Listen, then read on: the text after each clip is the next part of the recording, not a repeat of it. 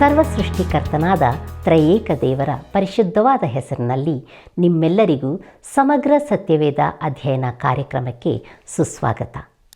ಪ್ರೀತಿಯ ದೇವಮಕ್ಕಳೇ, ನಾವು ಕಳೆದ ಕಾರ್ಯಕ್ರಮದಲ್ಲಿ ಯಾಕೋಬನು ಬೇತೇಲಿಗೆ ಹಿಂತಿರುಗಿದ್ದು, ದೇವರು ಒಡಂಬಡಿಕೆಯನ್ನು ನವೀಕರಿಸಿದ್ದು, ಬೆನ್ಯಾಮೀನನು ಹುಟ್ಟುವಾಗ ರಾಹೇಲಳು ಮೃತಪಟ್ಟದ್ದು ಮತ್ತು ಇಸ್ಸಾಕನ ಮರಣ ಎಂಬ ವಿಷಯಗಳನ್ನು ಆಳವಾಗಿ ಪ್ರಸ್ತಾಪಿಸಿದೆವು. ಇಲ್ಲಿವರೆಗೆ ಆದಿಕಾಂಡ ಪುಸ್ತಕದ 35 ಅಧ್ಯಾಯಗಳ ಅಧ್ಯಯನವನ್ನು ಪೂರ್ಣಗೊಳಿಸಿದ್ದೇವೆ. ಈಗ ಆದಿಕಾಂಡದ 36ನೇ ಅಧ್ಯಾಯವನ್ನು ಧ್ಯಾನಿಸಲಿದ್ದೇವೆ. ಬನ್ನಿ, ಕರ್ತನು ನೀಡುವ ಸಂದೇಶವನ್ನು ಕೇಳಿಸಿಕೊಳ್ಳೋಣ. ಶೋಧನೆಗೆ ಒಳಗಾಗದಂತೆ ಎಚ್ಚರವಾಗಿದ್ದು ಪ್ರಾರ್ಥಿಸಿರಿ ಎಂಬುದಾಗಿ ಹೇಳಿದಂಥ ನಮ್ಮ ಕರ್ತನಾದ ಯೇಸು ಕ್ರಿಸ್ತನ ಅತಿ ಪರಿಶುದ್ಧವಾದ ನಾಮದಲ್ಲಿ ನಿಮ್ಮೆಲ್ಲರನ್ನೂ ಮತ್ತೊಂದು ಆವರ್ತಿ ವಂದಿಸುತ್ತಾ ಇಂದಿನ ಸತ್ಯವೇದ ಅಧ್ಯಯನಕ್ಕೆ ಬಹುಪ್ರೀತಿಯಿಂದ ಸ್ವಾಗತಿಸುತ್ತೇನೆ. ಕರ್ತನಲ್ಲಿ ಪ್ರಿಯರೇ, ಕಳೆದ ಕಾರ್ಯಕ್ರಮದಲ್ಲಿ ನಾನು ನಿಮಗೆ ಹೇಳಿದ ಪ್ರಕಾರ ಈಗ ಯಾಕೋಬನ ಮಕ್ಕಳ ಹೆಸರುಗಳ ಪಟ್ಟಿಯನ್ನು ನಿಮಗೆ ಕೊಡಲು ನಾನು ಬಯಸುತ್ತೇನೆ. ಯಾಕೋಬನಿಗೆ ಲೇಯಳಿಂದ ಹುಟ್ಟಿದ ಮಕ್ಕಳ ಹೆಸರುಗಳು ಈ ರೀತಿಯಾಗಿವೆ: ರೂಬೇನ, ಸಿಮಿಯೋನ, ಲೇವಿ, ಯಹೂದ, ಇಸ್ಸಾಕಾರ್, ಜೆಬುಲೋನ್ ಮತ್ತು ಮಗಳಾದ ದೀನ. ರಾಹೇಲಳ ದಾಸಿಯಾದ ಬಿಲ್ಹಳಿಂದ ಹುಟ್ಟಿದವರು ದಾನ್ ಮತ್ತು ನಫ್ತಾಲಿ. ಲೇಯಳ ದಾಸಿಯಾದ ಜಿಲ್ಫಳಿಂದ ಹುಟ್ಟಿದವರು ಗಾದ್ ಮತ್ತು ಅಶೇರ್. ಹಾಗೂ ರಾಹೇಲಳಿಂದ ಹುಟ್ಟಿದವರು ಯೋಸೇಫ ಮತ್ತು ಬೆನ್ಯಾಮಿನ್. ಬನ್ನಿರಿ ಪ್ರಿಯರೇ, ಈಗ ನಾವು ಆದಿಕಾಂಡ ಪುಸ್ತಕದ 36ನೇ ಅಧ್ಯಾಯದ ಕಡೆಗೆ ನಮ್ಮ ಗಮನವನ್ನು ಹರಿಸೋಣ. ಈ ಅಧ್ಯಾಯದ ಮುಖ್ಯ ಪ್ರಸ್ತಾಪವು ಏಸಾವನು ಕಾನಾನಿನಿಂದ ಸೇಯೀರ್ ಬೆಟ್ಟಕ್ಕೆ ಹೋಗುತ್ತಾ ಇದ್ದಾನೆ ಎಂಬುದಾಗಿ. ಕರ್ತನಲ್ಲಿ ಪ್ರಿಯ ದೇವಜನರೇ, ಈ ಅಧ್ಯಾಯವು ಸಂಪೂರ್ಣವಾಗಿ ಏಸಾವನ ಕುಟುಂಬದೊಂದಿಗೆ ವ್ಯವಹರಿಸುವಂಥದ್ದಾಗಿದೆ. ಅದುವೇ ಏದೋಮ್ ಜನಾಂಗವಾಗಿರುತ್ತದೆ. ಏಸಾವನ ಕುಟುಂಬದವರು ಲವಣ ಸಮುದ್ರದ ಪೂರ್ವಕ್ಕೂ ಮತ್ತು ದಕ್ಷಿಣಕ್ಕೂ ಇರುವ ಏದೋಮಿನಲ್ಲಿ ನೆಲೆಸಿದರು. ಅದು ಬೆಟ್ಟದ ಪ್ರದೇಶವಾಗಿರುತ್ತದೆ ಮತ್ತು ಏದೋಮಿನ ರಾಜಧಾನಿಯಾಗಿರುವ ಕಲ್ಲುಗಳಿಂದ ತುಂಬಿರುವ ಪೆಟ್ರಾ ಎಂಬ ಪಟ್ಟಣವು ಇಂದಿನ ದಿನದವರೆಗೂ ಅಲ್ಲಿಯೇ ಇರುತ್ತದೆ. ಏಷಾಯ, ಎರೆಮೀಯ, ಎಹಜ್ಕೇಲ ಮತ್ತು ಓಬದ್ಯ ಎಂಬಿವರ ಪ್ರವಾದನಾ ಗ್ರಂಥಗಳಲ್ಲಿ ಏದೋಮಿಗೆ ಸಂಬಂಧಿಸಿದಂತೆ ನುಡಿಯಲ್ಪಟ್ಟ ಎಲ್ಲಾ ಪ್ರವಾದನೆಗಳು ಗಮನಾರ್ಹವಾಗಿ ನೆರವೇರಿರುತ್ತವೆ. ಕರ್ತನಲ್ಲಿ ಪ್ರಿಯರೇ, ದೇವರು ಏಸಾವನಿಗಿಂತ ಯಾಕೋಬನನ್ನು ಆಯ್ಕೆ ಮಾಡಿಕೊಂಡಿದ್ದರ ಕುರಿತು ಬಹುಶಃ ಯಾರಾದರೂ ದೇವರೊಂದಿಗೆ ವಾದ ಮಾಡಲು ಬಯಸಬಹುದು. ಏಸಾವನು ಹೊರಗಡೆಯಲ್ಲಿ ಒಳ್ಳೆಯವನಾಗಿಯೇ ಕಂಡುಬಂದನು. ಹಾಗಾದರೆ ದೇವರು ತಪ್ಪು ಮಾಡುವುದಾದೀತೇ? ಓಬದ್ಯನ ಚಿಕ್ಕ ಪ್ರವಾದನಾ ಗ್ರಂಥದಲ್ಲಿ ಏಸಾವನ ಮುಸುಕು ಕಳಿಸಲ್ಪಟ್ಟಿರುವುದನ್ನು ನಾವು ನೋಡುತ್ತೇವೆ. ಒಬ್ಬ ಚಿಕ್ಕ ಏಸಾವನು 1,00,000 ಏದೋಮ್ಯರು ಆಗಿದ್ದಾರೆ ಮತ್ತು ಪ್ರತಿಯೊಬ್ಬ ಏದೋಮ್ಯನು ಒಬ್ಬ ಚಿಕ್ಕ ಏಸಾವನಾಗಿರುತ್ತಾನೆ. ಬನ್ನಿರಿ, ಈಗ ನಾವು ಆ ಜನಾಂಗದ ಕಡೆಗೆ ನೋಡೋಣ ಮತ್ತು ಏಸಾವನಿಂದ ಏನು ಬಂದಿತು ಎಂಬುದನ್ನು ಗಮನಿಸೋಣ. ಓಬದ್ಯನ ಪ್ರವಾದನಾ ಗ್ರಂಥ 1ನೇ ಅಧ್ಯಾಯ 3 ಮತ್ತು 4ನೇ ವಚನಗಳಲ್ಲಿ ದೇವರು ಏದೋಮಿಗೆ ಹೇಳಿರುವುದನ್ನು ನಾವು ಹೀಗೆ ನೋಡುತ್ತೇವೆ: ಉನ್ನತ ಸ್ಥಾನದಲ್ಲಿ ಬಂಡೆಯ ಬಿರುಕುಗಳೊಳಗೆ ವಾಸಿಸುತ್ತಾ ನನ್ನನ್ನು ನೆಲಕ್ಕೆ ಇಳಿಸಬಲ್ಲವರು ಯಾರು ಅಂದುಕೊಳ್ಳುವ ಜನವೇ, ನಿನ್ನೆದೆಯ ಹೆಮ್ಮೆಯು ನಿನ್ನನ್ನು ಮೋಸಗೊಳಿಸಿದೆ. ನೀನು ಹದ್ದಿನಂತೆ ಮೇಲಕ್ಕೆ ಏರಿದರೂ, ನಿನ್ನ ಗೂಡು ನಕ್ಷತ್ರ ಮಂಡಲದಲ್ಲಿ ನೆಲೆಗೊಂಡಿದ್ದರೂ ಅಲ್ಲಿಂದ ನಿನ್ನನ್ನು ಇಳಿಸಿಬಿಡುವೆನು. ಇದು ಯೆಹೋವನ ನುಡಿ ಎಂಬುದಾಗಿ. ಕರ್ತನಲ್ಲಿ ಪ್ರಿಯರೇ, ಅವರ ಹೃದಯದ ಹೆಮ್ಮೆಯು ಸ್ವಾತಂತ್ರ್ಯದ ಘೋಷಣೆಯಾಗಿತ್ತು. ಅಂದರೆ ದೇವರಿಲ್ಲದೆ ವಾಸಿಸಬಲ್ಲೆನು ಮತ್ತು ದೇವರ ಅಗತ್ಯತೆ ಇರುವುದಿಲ್ಲ ಎಂಬುದಾಗಿ ಹೇಳುವಂಥ ಜೀವಿತ. ಅದುವೇ ಏಸಾವನಾಗಿದ್ದಾನೆ. ಪ್ರಿಯರೇ, ದಯಮಾಡಿ ಗಮನಿಸಿರಿ. ಹಳೆ ಒಡಂಬಡಿಕೆಯ ಕೊನೆಯ ಪುಸ್ತಕದಲ್ಲಿ ದೇವರು ಹೀಗೆ ಹೇಳಿರುತ್ತಾನೆ, ಏನೆಂದರೆ, ಯಾಕೋಬನನ್ನು ನಾನು ಪ್ರೀತಿಸಿದೆನು ಮತ್ತು ಏಸಾವನನ್ನು ದ್ವೇಷಿಸಿದೆನು ಎಂಬುದಾಗಿ. ನೋಡಿರಿ, ಈ ಜನರು ಜೀವಿಸಿದ 1,000 ವರ್ಷಗಳ ನಂತರ ದೇವರು ಅದನ್ನು ಹೇಳಿರುವುದಿಲ್ಲ. ಆದರೆ ದೇವರು ಏಸಾವನ ಹೃದಯವನ್ನು ಆರಂಭದಲ್ಲಿಯೇ ತಿಳಿದುಕೊಂಡಿದ್ದನು ಮತ್ತು ಇತಿಹಾಸದಿಂದ ಅವರು ಹೊರಗೆ ಹೋದ ನಂತರ ದೇವರು ಬಹು ನಿಖರವಾಗಿದ್ದನು ಎಂಬುದು ಬಹು ಸ್ಪಷ್ಟವಾಗಿ ತಿಳಿದು ಬರುತ್ತದೆ. ಬನ್ನಿರಿ ಪ್ರಿಯರೇ, ಈಗ ನಾವು ನಮ್ಮ ವಾಕ್ಯ ಭಾಗಕ್ಕೆ ಬರೋಣ. ಆದಿಕಾಂಡ ಪುಸ್ತಕ 36ನೇ ಅಧ್ಯಾಯ 1ನೇ ವಚನವನ್ನು ಓದುವಾಗ ಅಲ್ಲಿ ಹೀಗೆ ನೋಡುತ್ತೇವೆ: ಏದೋಮನೆಂಬ ಏಸಾವನ ವಂಶಸ್ಥರು ಎಂಬುದಾಗಿ. ನೋಡಿರಿ ಪ್ರಿಯರೇ, ಮತ್ತೆ ಇಲ್ಲಿ ನಾವು ಏಸಾವನು ಏದೋಮನೆಂಬುದಾಗಿ ಹೇಳಲ್ಪಟ್ಟಿರುವುದನ್ನು ನಾವು ಗಮನಿಸುತ್ತೇವೆ. ಮುಂದುವರೆದು ನಾವು ಆದಿಕಾಂಡ ಪುಸ್ತಕ 36ನೇ ಅಧ್ಯಾಯ 2ನೇ ಮತ್ತು 3ನೇ ವಚನಗಳನ್ನು ಓದುವಾಗ ಅಲ್ಲಿ ಹೀಗೆ ನೋಡುತ್ತೇವೆ. ಏಸಾವನು ಕಾನಾನ್ಯರ ಸ್ತ್ರೀಯರನ್ನು ಮದುವೆ ಮಾಡಿಕೊಂಡಿದ್ದನು. ಅವರು ಯಾರೆಂದರೆ ಹಿತ್ತಿಯವನಾದ ಏಲೋನನ ಮಗಳಾಗಿದ್ದ ಆದ, ಹಿವ್ವಿಯನಾದ ಸೀಬೆಯೋನನ ಮಗಳಾದ ಅನಾಹಳ ಮಗಳಾಗಿದ್ದ ಒಹೋಲಿಬಾಮ ಮತ್ತು ಇಷ್ಮಾಯೇಲನ ಮಗಳು ನೇಬಾಯೋತನ ತಂಗಿಯೂ ಆಗಿದ್ದ ಬಾಸೆಮತ್ ಇವರೇ ಎಂಬುದಾಗಿ. ಕರ್ತನಲ್ಲಿ ಪ್ರಿಯ ಆತ್ಮೀಯ ಸ್ನೇಹಿತರೆ, ಏಸಾವನು 2 ಕಾನಾನ್ಯ ಸ್ತ್ರೀಯರನ್ನು ಮದುವೆ ಮಾಡಿಕೊಂಡಿದ್ದನೆಂಬುದನ್ನು ನಾವು ನೆನಪು ಮಾಡಿಕೊಳ್ಳಬಹುದು. ಅದರೊಂದಿಗೆ ಅವನು ಇಷ್ಮಾಯೇಲರ ಸ್ತ್ರೀಯನ್ನು ಕೂಡ ಮದುವೆಯಾಗಿದ್ದನು. ಮುಂದೆ ನಾವು ಆದಿಕಾಂಡ ಪುಸ್ತಕ 36ನೇ ಅಧ್ಯಾಯ 6 ಮತ್ತು 7ನೇ ವಚನಗಳನ್ನು ಓದುವುದರ ಮೂಲಕ ತಿಳಿದುಕೊಳ್ಳುವುದೇನೆಂದರೆ, ಅಬ್ರಹಾಮನು ಮತ್ತು ಲೋಟನು ಹೊಂದಿದ್ದ ಅದೇ ಸಮಸ್ಯೆಯನ್ನು ಇವರು ಕೂಡ ಎದುರಿಸುತ್ತಾ ಇದ್ದಾರೆ ಎಂಬುದಾಗಿ. ನೋಡಿರಿ ಪ್ರಿಯರೇ, 2 ಸಹೋದರರ ಸಂಪತ್ತು ಹೆಚ್ಚಾಗಿದ್ದರಿಂದ ಅವರ ಪಶುಗಳಿಗೆ ಮೇಯಿಸುವುದಕ್ಕೆ ಸ್ಥಳವು ಸಾಲದೇ ಹೋಗಿತ್ತು. ಯಾಕಂದರೆ ಅವು ಬಹುಸಂಖ್ಯೆಯಲ್ಲಿ ಹೆಚ್ಚಿದವು. ಈಗ ಸಹೋದರರು ಬೇರ್ಪಟ್ಟಿದ್ದಾರೆ ಮತ್ತು ಏಸಾವನು ವಾಗ್ದಾನದ ದೇಶವನ್ನು ಬಿಟ್ಟು ತನ್ನಷ್ಟಕ್ಕೆ ತಾನು ಹೊರಟು ಹೋಗುತ್ತಾ ಇದ್ದಾನೆ. ಮುಂದೆ ನಾವು ಆದಿಕಾಂಡ ಪುಸ್ತಕ 36ನೇ ಅಧ್ಯಾಯ 8ನೇ ವಚನವನ್ನು ಓದುವಾಗ ಅಲ್ಲಿ ಏಸಾವನು ಕಾನಾನಿನಿಂದ ಸೇಯಿರ್ ಬೆಟ್ಟಕ್ಕೆ ಹೋಗುತ್ತಿರುವುದನ್ನು ಗಮನಿಸುತ್ತೇವೆ. ಯಾಕೋಬನು ಪದ್ದನ್ ಅರಾಮ್ ಎಂಬ ಸ್ಥಳದಿಂದ ಹಿಂದಿರುಗಿದಾಗ ಏಸಾವನು ಸೇಯಿರ್ ಸೀಮೆಯಲ್ಲಿ ವಾಸವಾಗಿದ್ದನು. ಪ್ರಿಯರೇ, ನಮ್ಮ ಧ್ಯಾನದಲ್ಲಿ ಮುಂದುವರೆದು ನಾವು 12ನೇ ವಚನಕ್ಕೆ ಬರುವಾಗ ಅಲ್ಲಿ ಹೀಗೆ ನೋಡುತ್ತೇವೆ. ತಿಮ್ನ ಎಂಬುವಳು ಏಸಾವನ ಮಗನಾದ ಎಲಿಫಜನಿಗೆ ಉಪಪತ್ನಿಯಾಗಿದ್ದು ಅವನಿಗೆ ಅಮಾಲೇಕನನ್ನು ಹೆತ್ತಳು. ಇವರೇ ಏಸಾವನ ಹೆಂಡತಿಯಾದ ಆದಾ ಎಂಬಾಕೆಯ ಸಾಲಿನವರು ಎಂಬುದಾಗಿ. ಕರ್ತನಲ್ಲಿ ಪ್ರಿಯ ದೇವಜನರೇ, ಇದು ಅಮಾಲೇಕರ ಆರಂಭವಾಗಿರುತ್ತದೆ. ಶತಮಾನಗಳು ಗತಿಸಿದಂತೆ ಈ ಕುಲಗಳವರು ಅನೇಕ ದಿಕ್ಕುಗಳಲ್ಲಿ ಹರಡಿಕೊಂಡರು. ಇವರಲ್ಲಿ ಅನೇಕರು ಉತ್ತರ ಆಫ್ರಿಕಾದಲ್ಲಿ ತಳ್ಳಲ್ಪಟ್ಟರು. ಅರಬ್ ಕುಲದವರೆಲ್ಲರೂ ಅಬ್ರಹಾಮನಿಂದ ಹಾಗರಳ ಮೂಲಕ ಹಾಗೂ ಕೆಟೂರಳ ಮೂಲಕ ಬಂದಿರುತ್ತಾರೆ ಮತ್ತು ಅವರು ತಮ್ಮ ಕುಲಗಳಲ್ಲಿಯೇ ಅಂತರ್ವಿವಾಹ ಮಾಡಿಕೊಂಡಿರುತ್ತಾರೆ. ಹೇಗೂ ಇಸ್ರಾಯೇಲರು ಸಂಬಂಧಪಡುವ ಅದೇ ಕುಟುಂಬಕ್ಕೆ ಅವರೂ ಸಹ ಸಂಬಂಧಪಡುತ್ತಾರೆ. ಕರ್ತನಲ್ಲಿ ಪ್ರಿಯರೇ, ಈ ಅಧ್ಯಾಯವು ಪ್ರಾಮುಖ್ಯವಾದದ್ದಾಗಿರುತ್ತದೆ. ಯಾಕಂದರೆ ಇದು ಸಂಬಂಧಗಳನ್ನು ತೋರಿಸಿಕೊಡುವಂಥದ್ದಾಗಿದೆ. ಹೌದು ಪ್ರಿಯರೇ, ಪವಿತ್ರ ಆತ್ಮನು ಬರಹಗಾರನನ್ನು ಉಪಯೋಗಿಸಿ ಇದನ್ನು ನಮಗೆ ಪ್ರಕಟಿಸಿರುತ್ತಾನೆ. ಈ ಅಧ್ಯಾಯದಲ್ಲಿ ಹಾಸ್ಯವನ್ನು ಸಹ ನಾವು ಸ್ವಲ್ಪ ಮಟ್ಟಿಗೆ ನೋಡುತ್ತೇವೆ. ಮುಂದುವರೆದು ನಾವು ಆದಿಕಾಂಡ ಪುಸ್ತಕ 36ನೇ ಅಧ್ಯಾಯ 15ನೇ ವಚನವನ್ನು ಓದುವಾಗ ಅಲ್ಲಿ ಹೀಗೆ ನೋಡುತ್ತೇವೆ. ಏಸಾವನ ವಂಶಸ್ಥರ ಕುಲಪತಿಗಳು ಏಸಾವನ ಚೊಚ್ಚಲ ಮಗನಾದ ಎಲಿಫಜನಿಂದ ಹುಟ್ಟಿದವರು ಯಾರೆಂದರೆ ತೇಮಾನ ಕುಲಪತಿ, ಓಮಾರ ಕುಲಪತಿ, ಚೆಫೋ ಕುಲಪತಿ, ಕೆನೆಜ್ ಕುಲಪತಿ ಎಂಬುದಾಗಿ.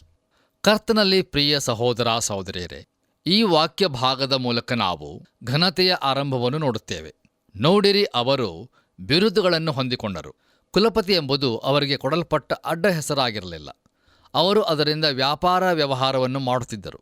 ಹೀಗೆ ಕುಲಪತಿಗಳ ಆರಂಭವು ಏಸಾವನ ಕುಟುಂಬದಲ್ಲಿಯೇ ಆಯಿತು. ಮುಂದುವರೆದು ನಾವು 19ನೇ ವಚನವನ್ನು ಓದುವಾಗ ಅಲ್ಲಿ ಹೀಗೆ ಬರೆದದೆ, ಏದೋಮ ನೆನೆಸಿಕೊಳ್ಳುವ ಏಸಾವನಿಂದ ಹುಟ್ಟಿದ ಕುಲಗಳಿಗೆ ಇವರೇ ಕುಲಪತಿಗಳು ಎಂಬುದಾಗಿ. ಕರ್ತನಲ್ಲಿ ಪ್ರಿಯ ದೇವಜನರೇ, ಈಗ ಏಸಾವನ ಕುಟುಂಬದಲ್ಲಿ ಕುಲಪತಿಗಳು ಇದ್ದಾರೆ ಎಂಬುದು ನಮಗೆ ತಿಳಿದು ಬರ್ತದೆ. ಮುಂದೆ ನಾವು 20ರಿಂದ 31 ವಚನಗಳನ್ನು ಓದಿಕೊಳ್ಳುವಾಗ ಅಲ್ಲಿ ಅನೇಕ ಕುಲಪತಿಗಳ ಹಾಗೂ ಜನರ ಹೆಸರುಗಳನ್ನು ನಾವು ಗಮನಿಸುತ್ತೇವೆ. ನಮ್ಮ ಧ್ಯಾನವನ್ನು ಮುಂದುವರೆಸಿ ಆದಿಕಾಂಡ ಪುಸ್ತಕ 36ನೇ ಅಧ್ಯಾಯ 31ನೇ ವಚನವನ್ನು ಓದುವಾಗ ಅಲ್ಲಿ ಹೀಗೆ ನೋಡುತ್ತೇವೆ. ಇಸ್ರಾಯೇಲ್ಯರ ಅರಸರು ಆಳುವುದಕ್ಕಿಂತ ಮುಂಚೆ ಎದೋಮ್ಯರ ದೇಶದಲ್ಲಿ ಆಳುತ್ತಿದ್ದ ಅರಸರ ಚರಿತ್ರೆ ಹೇಗೆಂದರೆ ಎಂಬುದಾಗಿ. ಕರ್ತನಲ್ಲಿ ಪ್ರಿಯ ಆತ್ಮೀಯ ಸ್ನೇಹಿತರೆ, ಇಲ್ಲಿ ಒಂದು ವಿಶೇಷವಾದ ಸಂಗತಿಯನ್ನು ನಾವು ಗಮನಿಸುತ್ತೇವೆ. ಅದೇನೆಂದರೆ, ಅರಸರನ್ನು ಹೊಂದುವ ಉದ್ಯಮವು ಅದು ದೇವರು ತನ್ನ ಜನರಿಗಾಗಿ ಮಾಡಿದ ಯೋಜನೆಯಾಗಿರಲಿಲ್ಲ. ಆದರೆ ಅದು ಎದೋಮಿನವರ ಜೀವನ ಶೈಲಿಯಾಗಿತ್ತು. ಅವರಲ್ಲಿ ಕುಲಪತಿಗಳು ಹಾಗೂ ಅರಸರು ಇದ್ದರು. ನಾವು ಒಂದು ವೇಳೆ ಏಸಾವನ ಕುಟುಂಬಕ್ಕೆ ಸೇರಿದವರೇ ಆಗಿದ್ದರೆ ಖಂಡಿತವಾಗಿಯೂ ಒಂದು ಬಿರುದಿನ ಅಗತ್ಯತೆ ನಮಗೆ ಇರುತ್ತಿತ್ತು. ಅವರು ಆ ರೀತಿಯ ಜನರಾಗಿದ್ದರು. ಪ್ರಿಯರೇ, ದಯಮಾಡಿ ಗಮನಿಸಿರಿ, ಇಸ್ರಾಯೇಲರು ಅರಸರನ್ನು ಹೊಂದುವುದಕ್ಕಿಂತ ಅನೇಕ ವರ್ಷಗಳ ಮುಂಚೆಯೇ ಏಸಾವನ ಜನರು ಅರಸರನ್ನು ಹೊಂದಿದ್ದರು ಎಂಬ ಸಂಗತಿಯು ಬಹು ಆಸಕ್ತಿಕರವಾಗಿರುತ್ತದೆ. ವಾಸ್ತವಿಕವಾಗಿ ಬಹು ದೀರ್ಘಕಾಲದ ನಂತರವೇ ಇಸ್ರಾಯೇಲರು ಪ್ರವಾದಿಯಾದ ಸಮುವೇಲನಿಗೆ ನಮಗೂ ಒಬ್ಬ ಅರಸನನ್ನು ನೇಮಿಸು, ಅವನೇ ನಮಗೆ ನ್ಯಾಯಸ್ಥಾಪಕನಾಗಲಿ ಎಂಬುದಾಗಿ ಕೇಳಿಕೊಳ್ಳುತ್ತಿರುವುದನ್ನು ಮೊದಲನೆಯ ಸಮುವೇಲನ ಪುಸ್ತಕ 8ನೇ ಅಧ್ಯಾಯ 5ನೇ ವಚನದಲ್ಲಿ ನಾವು ನೋಡುತ್ತೇವೆ. ಅಲ್ಲಿ ಅವರು ಎಲ್ಲ ಜನಾಂಗಗಳು ಇರುವಂತೆಯೇ ಎಂಬುದಾಗಿ ಹೇಳುವ ಬದಲಾಗಿ ನಮ್ಮ ಸಹೋದರರು ಅಂದರೆ ಏದೋಮ್ಯರು ಅರಸರನ್ನು ಹೊಂದಿರುವಂತೆ ಎಂಬುದಾಗಿ ಕೇಳಿಕೊಳ್ಳಬಹುದಾಗಿತ್ತು. ಎಷ್ಟಾದರೂ ಅವರು ಇಸ್ರಾಯೇಲರಿಗೆ ಸಹೋದರರಲ್ಲವೇ? ನಮ್ಮ ಧ್ಯಾನದಲ್ಲಿ ಮುಂದುವರೆದು ಆದಿಕಾಂಡ ಪುಸ್ತಕ 36ನೇ ಅಧ್ಯಾಯ 40ರಿಂದ 43 ವಚನಗಳನ್ನು ಓದಿಕೊಳ್ಳುವಾಗ ಅಲ್ಲಿ ನೋಡುವಂಥ ವಿಷಯವೇನೆಂದರೆ ನಿರಾಕರಿಸಲ್ಪಟ್ಟ ಸಂತತಿಯ ಕುಟುಂಬದ ಇತಿಹಾಸವಾಗಿರುತ್ತದೆ. ಈ ಅಧ್ಯಾಯವು ತನ್ನ ಅಂತಿಮ ಸಾರಾಂಶವನ್ನು ಕೊಡುವಾಗ ಅದು ಪುನಃ ಏಸಾವನ ಸಂತತಿಯಿಂದ ಬಂದ ಕುಲಪತಿಗಳ ಪಟ್ಟಿಯನ್ನು ಕೊಡುವಂಥದ್ದಾಗಿದೆ. ಕರ್ತನಲ್ಲಿ ಪ್ರಿಯರೇ, ಈ ಅಧ್ಯಾಯವು ಮೇಲೆ ಹೇಳಿರುವುದು ಏದೋಮ್ಯರ ಮೂಲ ಪುರುಷನಾದ ಏಸಾವನ ವಂಶಸ್ಥರ ಚರಿತ್ರೆ ಎಂಬ ವಚನದೊಂದಿಗೆ ಈ ಅಧ್ಯಾಯವು ಮುಕ್ತಾಯಗೊಳ್ಳುತ್ತದೆ. ಇದರ ಕಾರ್ಯನಿರ್ವಹಣೆಯನ್ನು ನಾವು ಓಬದ್ಯನ ಪ್ರವಾದನಾ ಗ್ರಂಥ ಮತ್ತು ಮಲಾಕಿಯನ ಪ್ರವಾದನೆಗಳಲ್ಲಿ ನೋಡುತ್ತೇವೆ. ಖಂಡಿತವಾಗಿಯೂ ಇದು ಬಹು ಗಮನಾರ್ಹವಾದಂಥ ವಿಷಯವಾಗಿರುತ್ತದೆ. ಇಲ್ಲಿಗೆ ಪ್ರಿಯರೇ, ಆದಿಕಾಂಡ ಪುಸ್ತಕದ 36ನೇ ಅಧ್ಯಾಯದ ಧ್ಯಾನವು ಮುಕ್ತಾಯವಾಯಿತು. ಬನ್ನಿರಿ ಪ್ರಿಯರೇ, ನಮ್ಮ ಧ್ಯಾನದಲ್ಲಿ ನಾವು ಮುಂದುವರೆದು ಆದಿಕಾಂಡ ಪುಸ್ತಕ 37ನೇ ಅಧ್ಯಾಯದ ಕಡೆಗೆ ನಮ್ಮ ಗಮನವನ್ನು ಹರಿಸೋಣ. ಈ 37ನೇ ಅಧ್ಯಾಯದ ಮುಖ್ಯ ಪ್ರಸ್ತಾಪವು ಯಾಕೋಬನ ಕುಟುಂಬದಲ್ಲಿನ ಹೋರಾಟಕ್ಕೆ ಕಾರಣ, ಯೋಸೇಫನ ಕನಸುಗಳು, ಯಾಕೋಬನು ಯೋಸೇಫನನ್ನು ಅವನ ಅಣ್ಣಂದಿರ ಬಳಿಗೆ ಕಳುಹಿಸಿದ್ದು ಮತ್ತು ಯೋಸೇಫನು ದಾಸತ್ವದಲ್ಲಿ ಮಾರಲ್ಪಟ್ಟದ್ದು ಎಂಬುದಾಗಿ. ಕರ್ತನಲ್ಲಿ ಪ್ರಿಯ ದೇವಜನರೇ, ಇಲ್ಲಿಂದ ಮುಂದುವರೆದು ಆದಿಕಾಂಡ ಪುಸ್ತಕದ ಅಂತ್ಯದವರೆಗೂ ನಾವು ಯಾಕೋಬನ ಕುಟುಂಬದ ಕುರಿತು ವ್ಯವಹರಿಸುತ್ತಿರುವಾಗಲೂ ಯೋಸೇಫನೇ ಕೇಂದ್ರ ವ್ಯಕ್ತಿಯಾಗಿ ಕಂಡುಬರುತ್ತಾನೆ. ನೋಡಿರಿ, ಅಬ್ರಹಾಂ, ಈಸಾಕ್ ಅಥವಾ ಇನ್ನಾವುದೋ ವ್ಯಕ್ತಿಗಿಂತಲೂ ಹೆಚ್ಚು ಅಧ್ಯಾಯಗಳು ಯೋಸೇಫನಿಗಾಗಿ ಪ್ರತ್ಯೇಕಿಸಲ್ಪಟ್ಟಿರುತ್ತವೆ.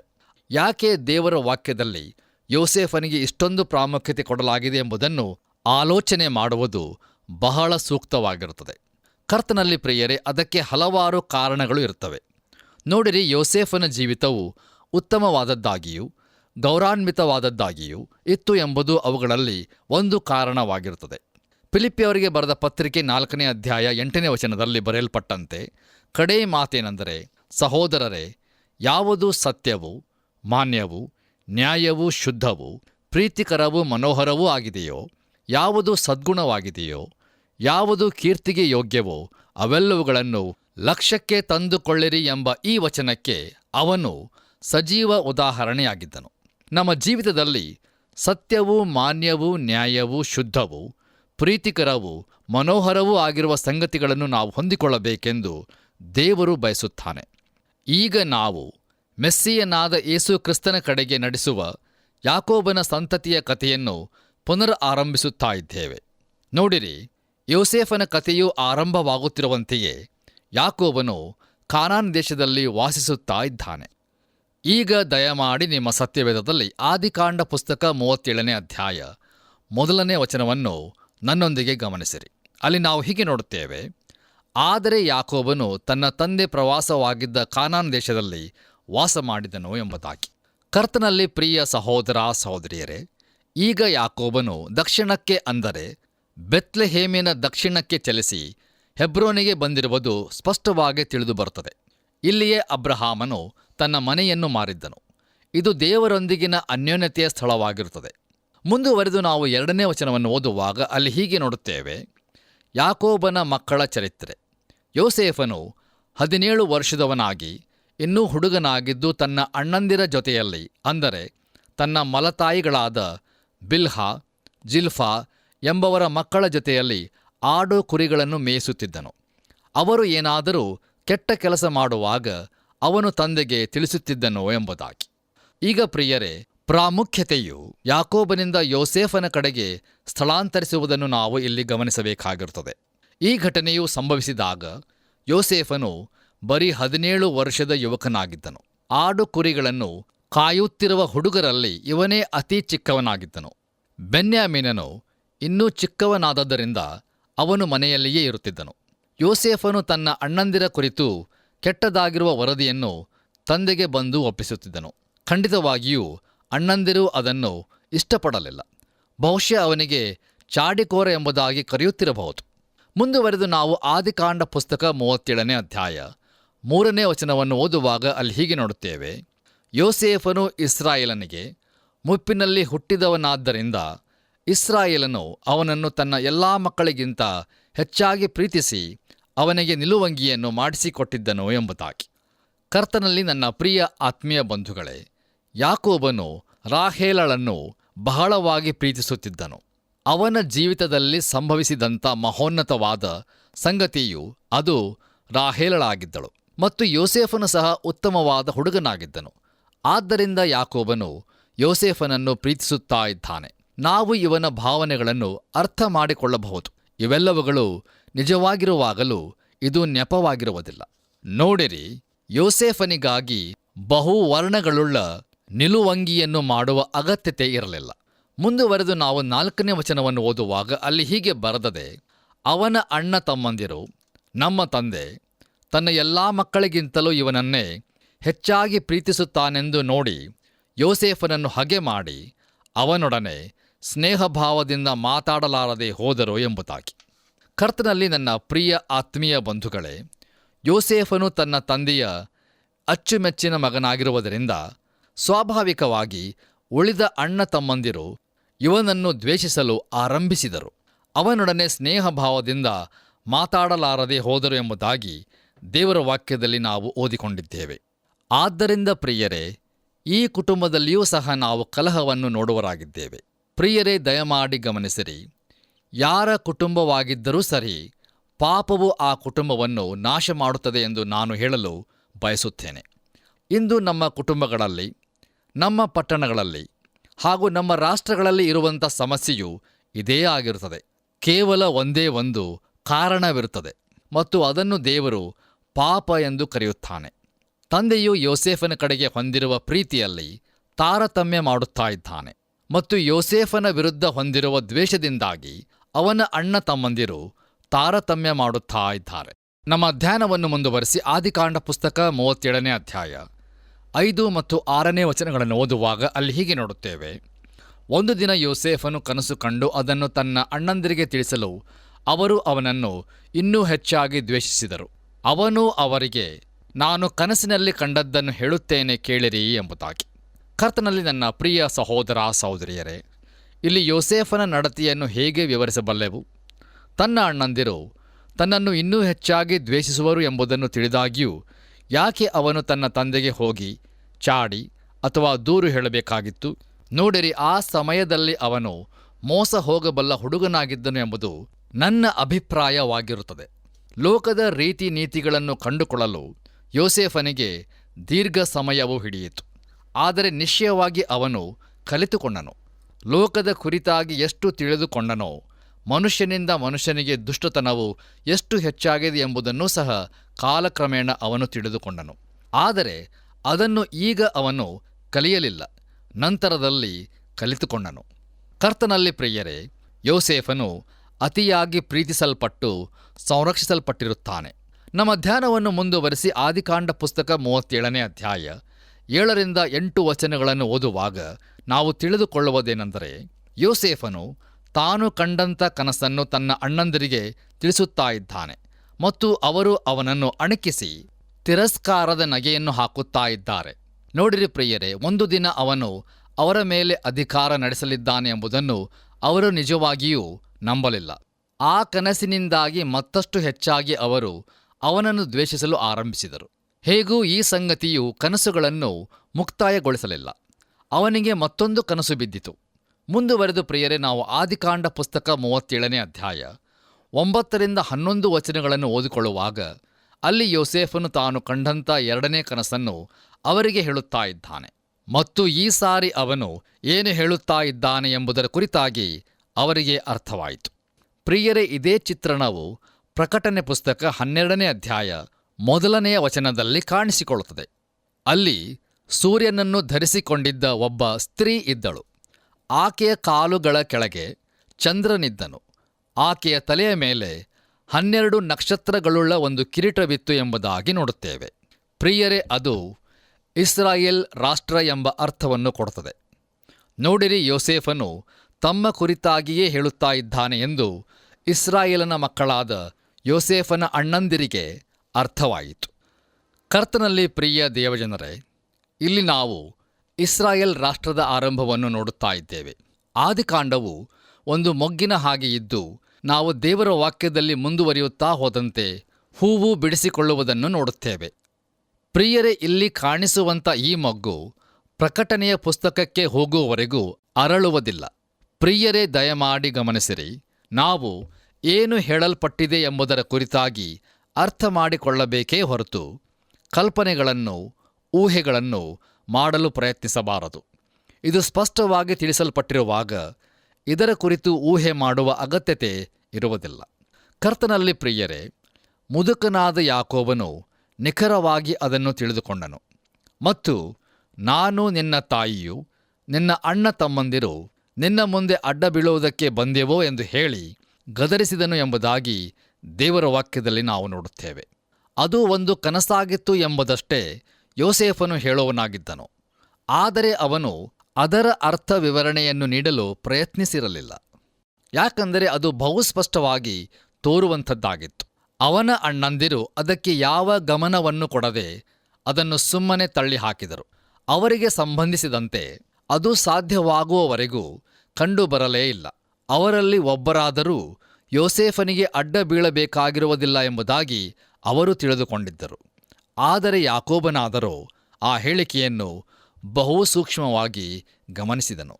ಕರ್ತನಲ್ಲಿ ನನ್ನ ಪ್ರಿಯ ಸಹೋದರ ಸಹೋದರಿಯರೇ, ನಮ್ಮ ಧ್ಯಾನವನ್ನು ಮುಂದುವರಿಸಿ ಆದಿಕಾಂಡ ಪುಸ್ತಕ 37ನೇ ಅಧ್ಯಾಯ 12 ಮತ್ತು 13ನೇ ವಚನಗಳನ್ನು ಓದುವಾಗ ಅದರ ಮೂಲಕ ನಾವು ತಿಳಿದುಕೊಳ್ಳುವುದೇನೆಂದರೆ, ಈಗ ಯಾಕೋಬನ ಮಕ್ಕಳು ತಮ್ಮ ಆಡು ಕುರಿಗಳನ್ನು ಮೇಯಿಸುವುದಕ್ಕಾಗಿ ಶೇಕೆಮಿಗೆ ಹೋಗಿರುತ್ತಾರೆ ಮತ್ತು ಯಾಕೋಬನು ಯೋಸೇಫನನ್ನು ತನ್ನ ಅಣ್ಣಂದಿರ ಬಳಿಗೆ ಕಳುಹಿಸಿಕೊಡುತ್ತಾ ಇದ್ದಾನೆ. ಈ ಕಾಲಘಟ್ಟದಲ್ಲಿ ಯಾಕೋಬನು ತನ್ನ ಕುಟುಂಬದವರು ಹೆಬ್ರೋನ್ ಸುತ್ತಮುತ್ತಲಲ್ಲಿ ವಾಸಿಸುತ್ತಿದ್ದರು. ಅದು ಯೆರೂಸಲೇಮಿಗೆ ದಕ್ಷಿಣದಲ್ಲಿ 20 ಮೈಲುಗಳಷ್ಟು ದೂರವಿತ್ತು ಮತ್ತು ಶೇಕೆಮ್ ಯೆರೂಸಲೇಮಿನ ಉತ್ತರಕ್ಕೆ ಬಹು ದೂರದಲ್ಲಿತ್ತು. ಈಗ ಯಾಕೋಬನ ಮಕ್ಕಳು ಬಹು ದೂರಕ್ಕೆ ಹೋಗಿ ತಮ್ಮ ಆಡು ಕುರಿಗಳನ್ನು ಮೇಯಿಸುತ್ತಾ ಇದ್ದಾರೆ. ಕರ್ತನಲ್ಲಿ ಪ್ರಿಯರೇ, ಈ ವಾಕ್ಯ ಭಾಗವನ್ನು ಓದುವಾಗ ಯೋಸೇಫನು ತನ್ನ ತಂದೆಗೆ ಬಹು ವಿಧೇಯನಾದ ಮಗನಾಗಿರುವುದನ್ನು ನಾವು ಕಂಡುಕೊಳ್ಳುತ್ತೇವೆ. ಬನ್ನಿರಿ ಪ್ರಿಯರೇ, ನಮ್ಮ ಧ್ಯಾನವನ್ನು ಮುಕ್ತಾಯಗೊಳಿಸುವ ಹಾಗೆ ಆದಿಕಾಂಡ ಪುಸ್ತಕ 34ನೇ ಅಧ್ಯಾಯ. ಇಸ್ರಾಯೇಲನು ಅವನಿಗೆ, ನೀನು ಹೋಗಿ ನಿನ್ನ ಅಣ್ಣಂದಿರ ಯೋಗಕ್ಷೇಮವನ್ನು, ಆಡು ಕುರಿಗಳ ಯೋಗಕ್ಷೇಮವನ್ನು ವಿಚಾರಿಸಿಕೊಂಡು ಬಾ ಎಂದು ಅಪ್ಪಣೆ ಕೊಟ್ಟು ಅವನನ್ನು ಹೆಬ್ರೋನಿರುವ ತಗ್ಗಿನಿಂದ ಕಳುಹಿಸಲು ಯೋಸೇಫನು ಹೊರಟನೋ ಎಂಬುದಾಗಿ. ಕರ್ತನಲ್ಲಿ ನನ್ನ ಪ್ರಿಯ ಆತ್ಮೀಯ ಬಂಧುಗಳೇ, ತನ್ನ ತಂದೆಗೆ ವಿಧೇಯನಾದ ಮಗನಾಗಿದ್ದಾನೆ.